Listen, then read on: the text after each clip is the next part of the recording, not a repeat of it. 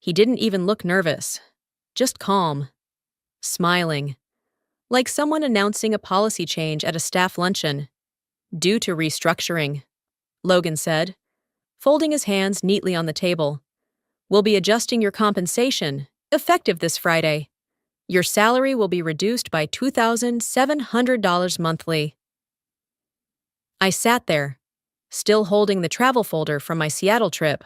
Closed deals, signed contracts. One client even sent a handwritten thank you card. I hadn't even taken off my coat. My throat tightened, but nothing came out. I scanned the faces across the table. HR rep to my left. Neutral. Logan in front of me, watching for my reaction. Not fear, not guilt, just measurement. Like he was trying to decide whether I'd explode or thank him. I hope you understand, he continued. You've been instrumental in building the system I now manage. You've built a strong foundation, one that can support a more sustainable model. I blinked. That phrasing, it was familiar. Because I had written it. Those exact words, strong foundation, sustainable model, were lifted straight from the operations manual I spent 2 months drafting for him during onboarding. I knew every line, every comma, and yet here he was, parroting them back at me like some CEO turned AI bot, repackaging my logic as justification to undercut me. I still didn't speak. What could I say? That I trained him too well? That my own words were now being used to push me aside? I nodded once, stood slowly, and walked out. As the door closed behind me, I caught the end of Logan's voice through the glass. She took it well, he said. Yes. Logan. I took it well. Too well. And just like that, the clock began ticking. Not for me, for him. The rain had started just as I stepped out of the office. Not a storm, just that cold, steady drizzle that soaks you without drama. I didn't bother with an umbrella. I walked to my car like a ghost in a trench coat, sat in the driver's seat, and stared through the windshield for a full 5 minutes before turning the key. I drove home in silence. No music, no news. Just the low hum of tires on wet pavement and the occasional slap of the wipers. My hands stayed locked at 10 and 2, but my mind drifted, back through almost 2 decades of early mornings, late nights, and weekends sacrificed to keep a company running that no longer saw me as worth a fraction of what I'd built. I was 42 when I first walked into Daxon Strategies, widowed, scared, still figuring out how to raise a 10-year-old daughter and keep the lights on after my late husband's insurance got swallowed by medical debt. They didn't hire me for potential back then. They hired me because I said yes to doing the job of 2 people for the salary of 1. And I did it. With no excuses, no sick days, no missed deadlines. I wrote the first database template from scratch on a second-hand laptop that crashed if you opened too many tabs. I debugged during Christmas. I trained interns who became managers. I built a reputation for reliability so strong that people stopped asking if I could do something. They just assumed I already had. Then came Logan. I'd seen his type before, young, polished, armed with buzzwords and investor sheen. But the board liked him. They said he brought energy and scale. And I, apparently, brought continuity. 18 months ago, they asked me to onboard him as the new chief client officer. You're the soul of the system, they said. Nobody can teach him like you can. They weren't wrong. I taught him everything, except integrity. I remember a moment during our first month working together. Logan had leaned back in his chair after one of our strategy briefings and said with a half smile, "You know, if you just chased promotions harder, you'd be running this department by now." I'd smiled back, but inside, something cracked. What he didn't know was that I'd been offered that very promotion, Vice President of Operations, 5 years ago. I turned it down. My daughter was entering high school at the time, and I didn't want to miss the last few years before she left home. I chose carpool lines over late-night flights. piano recitals over corporate dinners. Apparently, in Logan's world, that made me less ambitious. Now here I was, 19 years of service, condensed into 19 minutes of HR scripts and managerial jargon. As I pulled into my driveway, the porch light flicked on automatically. My daughter was grown now, living across the country, married and thriving. She once called me her quiet hurricane, the one who never made noise but still moved everything around her. But tonight, I felt more like the aftermath. The air was still, the world had gone on, and I had disappeared from the company I helped raise like a second child. I stepped out of the car, the rain still falling, and told myself the same thing I used to whisper at the end of bad days. Just because they can't see your worth doesn't mean you've lost it. I used to tell myself I was doing the right thing. 18 months ago, when Logan joined as Chief Client Officer, the board assigned me as his transition partner. It was dressed up in compliments. No one knows the system like you. Sarah, he'll learn faster with your guidance. What they really meant was, teach him everything so he can replace you quietly. And I did. At 8:15 a.m. every Monday, we had our knowledge transfer meetings. Logan would bring a black leather notebook, smile like a politician, and nod at all the right times. He was good at that, nodding. Sometimes he'd lean forward, touch his chin, and say, "Wow, that's brilliant." I started calling it his TED Talk face. The truth? He rarely understood more than half of what I said. He learned fast. Yes, but not the work. He learned how to sound smart. He repeated my phrases in meetings with clients, mimicked my slide formats, even quoted my analogies word for word, once calling the CRM the invisible nervous system of client success, which was pulled straight from my onboarding script. Everyone thought he was insightful, visionary. I watched it happen week after week, the way my work became his language. And still, I told myself, it's fine, he's young, I'm teaching. That's good, right? But there were moments, like the afternoon he burst into my office, 3:20 p.m. I remember it exactly, waving a report full of red error flags. "Let's rewrite this part of the system," he said. "Streamline the code, make it cleaner. There's a bunch of legacy stuff in here we probably don't need." Legacy stuff? I leaned over and pointed at the highlighted section. "That legacy block," I said, "is the security heartbeat protocol. If you delete that, the automation threads desynchronize. You won't see it for days. But when it fails silently." He blinked. "Oh, yeah, good call. Glad I checked." He hadn't checked. He'd almost erased the one thing keeping client ops running in sync, and he would have never known why the contracts started falling apart 3 weeks later. That day, I realized something quietly devastating. I wasn't training a successor. I was babysitting a facade. And worse, I was starting to resent the part of me that let it happen.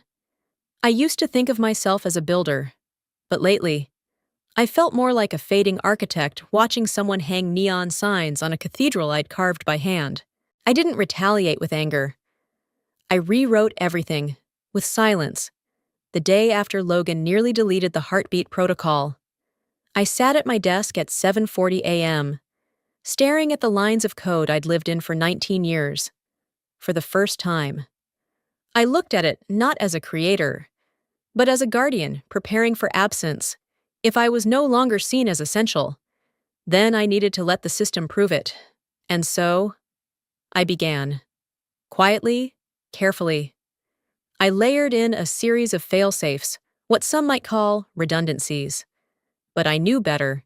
Each function, each workflow, each automation thread would now require periodic validation from my unique credentials, not to keep running. No, that would be too obvious. Instead, if left unauthenticated, they would begin to misalign over time, not crash, not error out. just drift. Timers would desync by seconds. Notifications would delay. Data logs would mislabel contact points. Nothing catastrophic, until it all piled up. Like gears that grind when just one tooth is off. I embedded the conditions slowly. Over weeks. 3:20 p.m. on Wednesdays was my quiet window. Logan was always out schmoozing clients or polishing his thought leadership posts on LinkedIn. I renamed the control sequences with generic labels like threadmonitor.alpha and QRefreshToken. Burying the real triggers behind standard admin layers no one else had ever needed to explore. My access remained live, masked as legacy override permissions, something even our IT audit bots skipped over. No one noticed, because that's the nature of systems that run well. People forget they're being held together by invisible hands. In my final file, a core logic module I hadn't touched since 2012, I scrolled to the bottom, added a single comment line above the signature hash. "You'll only miss me once I'm already gone." It wasn't vengeance. It wasn't even pride. It was truth. I didn't plan to sabotage. I simply let the structure reflect reality, that it depended on someone they no longer valued, and when that someone was removed, the structure would reveal its cracks. I logged out at 6:20 p.m. that evening. No one knew what had changed. No one saw the storm beneath the surface. But it was there, waiting, patient, just like me. It started with a polite email on a Monday morning. Subject: delivery milestone overdue, urgent. The sender: Wexler Group, one of Daxon's oldest clients.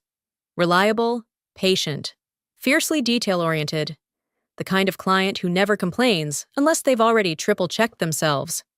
Apparently, they hadn't received their Q3 progress report, which was supposed to auto-send on 9:00 a.m. the Friday prior. The client portal showed no updates, no logs, no alerts, just silence. Logan forwarded the message to IT and CC'd half the leadership team. His note read, "Please look into why the milestone alert system failed. Wexler is priority. Let's ensure this doesn't repeat." What struck me most wasn't the urgency, it was the phrasing. Why the system failed. Not who ran it, not what changed. Just blame the machine. I read it from my living room that morning while sipping coffee from my favorite chipped mug. Even after being pushed aside, my read-only credentials still let me peek into Daxon's internal dashboards, oversight on their part. Or maybe just arrogance. Either way, I wasn't going to mention it.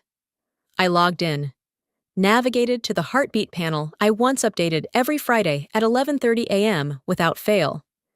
That was part of the protocol, my digital fingerprint to reset syncs across client workflows, recalibrate flag thresholds, and refresh token sequences.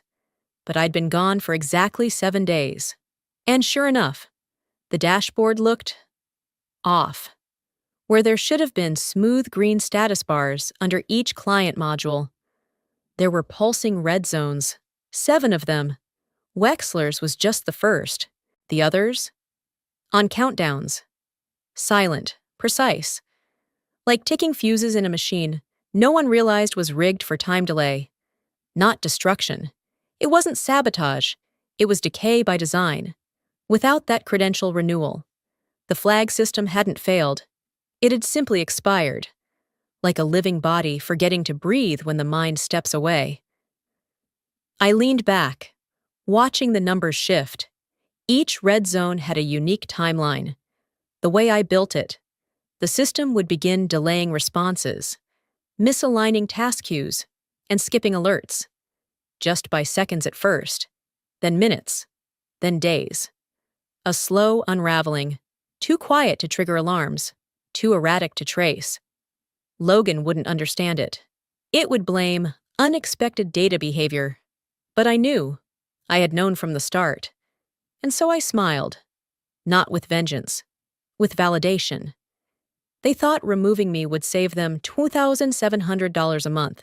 Instead, they were about to learn what that salary had been quietly buying for 19 years: stability, clarity, consistency. As I closed the laptop, the sunlight hit the window just right, casting a soft glow across the room. One down, 6 more to go. By Thursday of that same week, the red zones on my dashboard weren't just glowing, they were pulsing. Everlane was next, their automated reporting sequence delayed by 46 minutes. Then, a time-stamped invoice scheduled for 9 o'clock a.m. showed up in their inbox at 2:17 p.m. with corrupted column headers. Not broken, just garbled. Enough to look careless. Then came Novatech. They flagged missing follow-up notes on a high-stakes compliance issue. Brixton's task queue didn't sync with the contract review window. Foresight's shipping analytics were misaligned by 48 hours, which meant they rerouted a bulk delivery based on the wrong forecast. Cardian's portal crashed once, then again, then timed out for 4 straight hours. From the outside, it looked like a rough tech week. Internally, Logan scrambled. At 3:50 p.m. on Friday, he sent a company-wide message assuring teams that IIT is monitoring the anomalies and asking everyone to remain client-focused and solution-oriented. Translation: smile harder while the floor shakes beneath you. Meanwhile, I stayed silent, watching, letting the unraveling speak for me. What no one realized was how long I had held that house of cards in place, not by brute force, but by rhythm. I had been the heartbeat, not just the builder, the person who saw patterns no one else knew to look for, who remembered that Wexler preferred their data in PDFs, not Excel, that Novatech hated duplicate touchpoints, that Foresight's COO once dropped a vendor over a 12-hour delay, and now, without me. Those things, small as they seemed, were stacking like faults beneath a fragile crust. It wasn't dramatic, it wasn't loud, but it was decisive. And then came the message that stopped me mid-sip. A forwarded client satisfaction survey, sent anonymously, but clearly from one of the 7. One question asked, "What could improve your experience with Daxon?" The response? "We miss Sarah. She was the system." 8 words, that's all it said. But I sat with that line longer than I ever expected, because they hadn't said I was good at my job, or reliable, or knowledgeable. They said I was the system, not just a part of it, not just a cog. The whole thing, for years. I had kept my head down, believing my value was in the background, in the invisible. Now, in my absence, it was finally seen. I closed the dashboard one last time, let the screen fade to black. It didn't feel like revenge. It felt like recognition. The kind you don't ask for.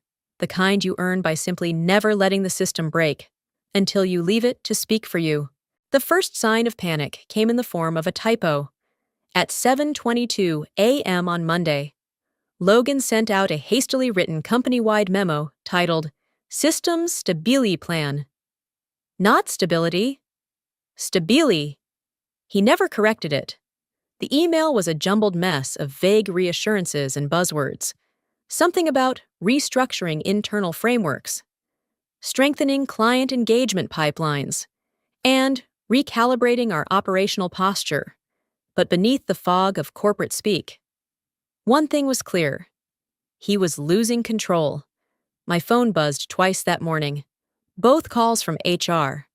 I didn't answer. They didn't leave voicemails.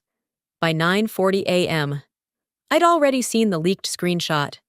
It was a clipped internal Slack message, shared anonymously in a private tech forum.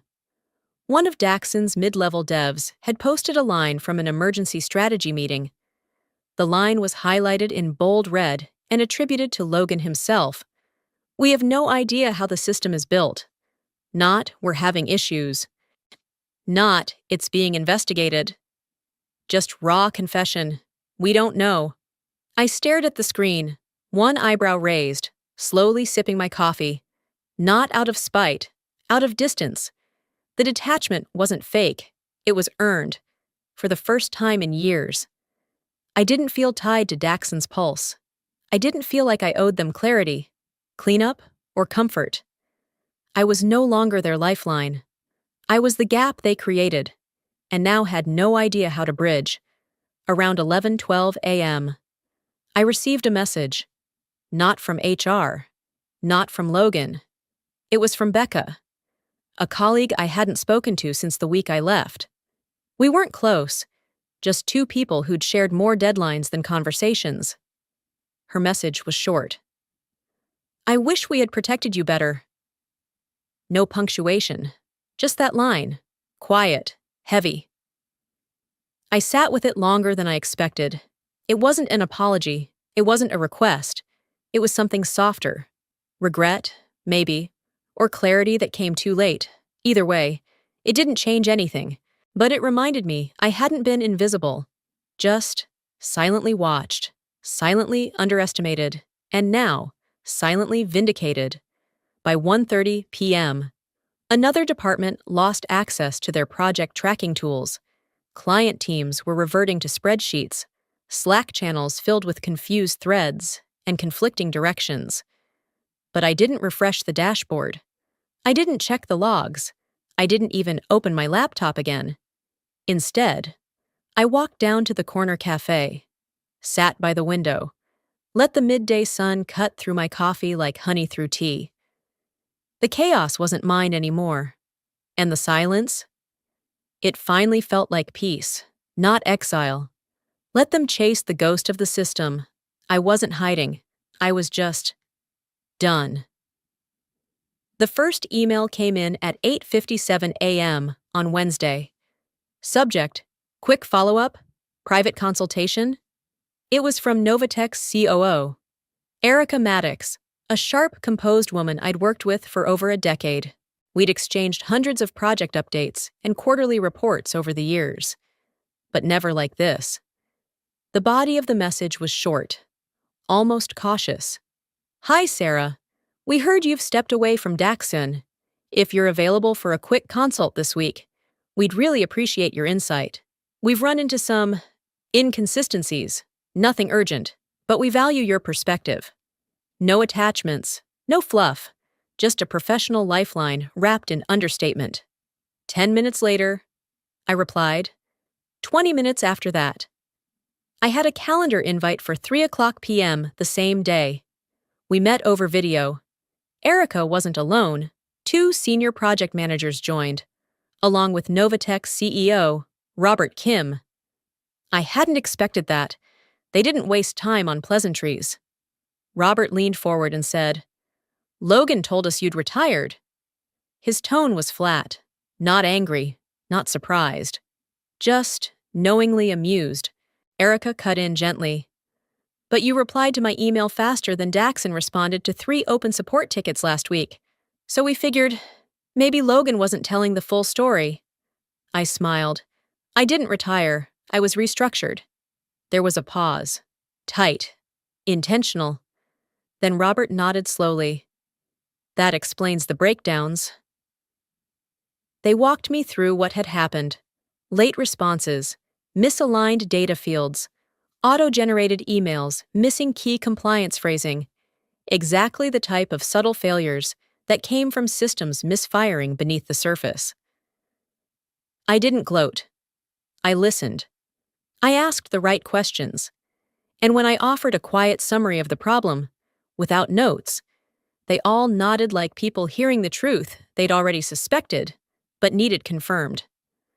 Then came the question. Robert leaned back, laced his fingers behind his head, and asked, "Can we rebuild what you had? Without Daxon?" The room went still. Even the virtual silence had weight. I didn't answer immediately. Instead, I looked at the screen, at the faces of people who had always spoken to me through project briefs and scheduled reviews, now speaking to me directly, clearly, as a peer, and for the first time in a long time.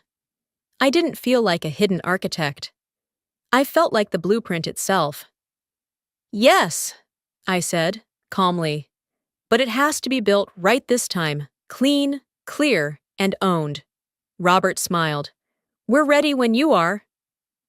That evening, as I closed my laptop, the light in my apartment caught the photo of my daughter on the windowsill, the one from her college graduation. She once told me, Mom, you don't just fix problems, you build things no one sees until they break. She was right. Only now, they saw it. The first voicemail came in at 10:21 a.m. on a Tuesday. Logan's voice was quieter than I remembered, strained, almost polite. Hey, Sarah, hope you're well. We were hoping to touch base about some of the recent issues, just whenever you have a moment. Give me a call? I didn't. The second came that evening, followed by a short email. Subject line. Touching base again. No attachments, no apology, just vague concern masked in corporate civility. I archived it. By the end of that week, I had received 5 missed calls, 3 emails from HR, and 1 message from Daxon's outside legal counsel labeled time-sensitive. I didn't open that one. I didn't need to. Because by then, I had already moved on. 2 weeks after the call with Nova Tech, I filed paperwork for an LLC, Maddox Systems Consulting.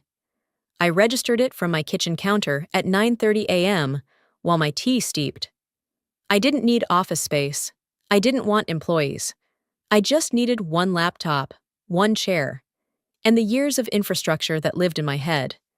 By the end of the month, I'd signed 3 of my former clients, Novatech, Foresight Foods, and Cardian Capital.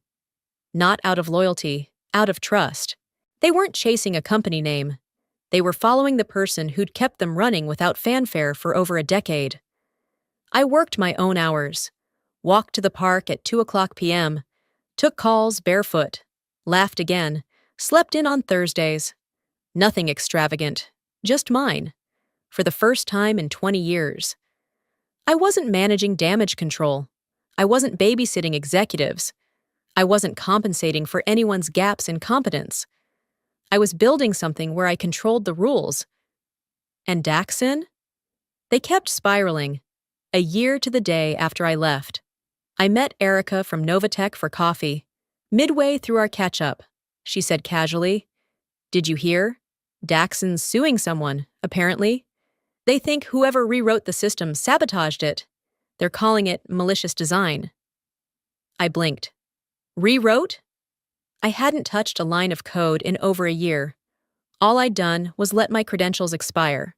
No sabotage, no hidden virus, just absence. I asked, Who are they suing? She shrugged. A guy in IT. I don't know the details, but they lost 4 more contracts this quarter. Apparently, they're bleeding, slowly. I stirred my drink and let that sink in. It wasn't joy I felt, it was clarity. They were chasing ghosts in systems they never bothered to understand, panicking over gaps that had always existed. They just hadn't noticed them when I was quietly patching the cracks. That night, I stood by the window in my living room, watching the city lights blink through the fog. I wasn't angry. I wasn't bitter. I wasn't triumphant. I was free, not just from the company, from the need to explain myself, from the habit of making others look competent. They had built a castle of glass, and I had simply walked away with the 1 brick that held the foundation steady. And when it all started to fall, I didn't yell, I didn't warn, I just watched, and built something better. It was a quiet morning, no calls, no emails, just the hum of the kettle at 8:00 a.m. and the soft clink of a teaspoon against porcelain. I sat in my home office, the same one I'd pieced together with secondhand shelves and good lighting. The contracts were steady. The work was clean. The stress was gone. I no longer flinched at the sound of my phone. I no longer braced for fire drills I didn't ignite. I no longer shrunk to fit the silence that came after someone else took credit for my work. Instead, I simply existed, fully, in a space I'd built for myself. That morning, I opened my inbox and saw a message from my daughter. Subject line: they still don't get it. Do they? I smiled before I even clicked. Mom, they replaced you with someone new, didn't they? Another strategic lead with a polished resume and no soul. But guess what? They're still falling apart. You were never just part of the system. You were the system. And now they finally see it. You're irreplaceable. I hope they finally admit it, even if only to themselves. I reread the message twice, blinking more than usual. Not from sadness, just the weight of it. She saw me, not just as her mom, but as the woman behind decades of invisible work. Behind systems no one praised until they broke. And for the first time, I allowed myself to honor that truth. That afternoon, I pulled out an old hard drive from a drawer. The label on it was worn, barely legible. Operations 2007. Final V3. I smiled. Inside was the very first client database I built for Daxon. The foundational code. Rough, imperfect, but functional. Alive. It was what carried the company through its first 5 years of growth. I printed the first module, lines of code wrapped in logic I had written between school pickups and late-night tea. I framed the sheet in a simple black frame and hung it above my desk. Centered at the bottom of the page, I added a line, system authenticated by S. Maddox. Do not attempt replication without permission. Not out of ego, out of truth.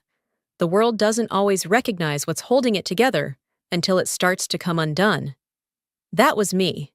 For 19 years, quietly syncing schedules, redirecting failures, making sure no client ever saw the chaos we smoothed over behind the scenes. And when they thought they could replace me with someone younger, flashier, more forward-thinking, they didn't just lose a person, they lost the pulse. But I didn't fight. I didn't burn bridges. I didn't storm out. I walked away, with dignity, with clarity, with the code still in my hands, because I wasn't erased. I was never just part of the system. I was the code. If this story resonated with you, if you've ever felt underestimated, overlooked, or replaced, know this: you are not forgotten. You are not finished. You are foundational. Share your story in the comments. Like this video if you've ever built something in silence. Share it with someone who needs to remember their worth.